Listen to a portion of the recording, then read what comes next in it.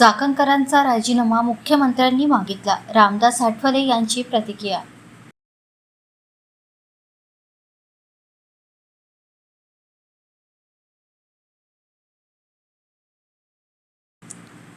केंद्रीय मंत्री रामदास आठवले यांनी रुपाली चाकणकर यांच्याबद्दल प्रतिक्रिया दिली. त्यांचे आणि भोंदूबाबा अशोक खरात यांच्यातील संबंधांवरून लोकांमध्ये वातावरण चांगले नाही.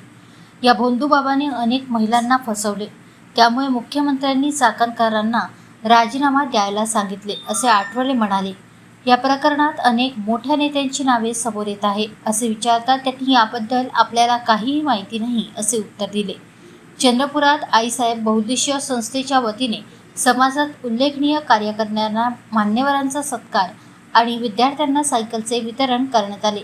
या कार्यक्रमाला रामदास आठवले उपस्थित होते. या प्रसंगी त्यांनी चाकणकर प्रकरणी भाष्य केले.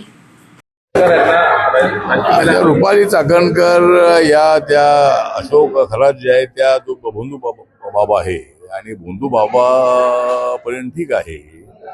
त्या भोंदू बाबांनी अनेक महिलांवर अत्याचार केलेले आहे आणि लोकांना फसवण्याचं काम केलेलं आहे.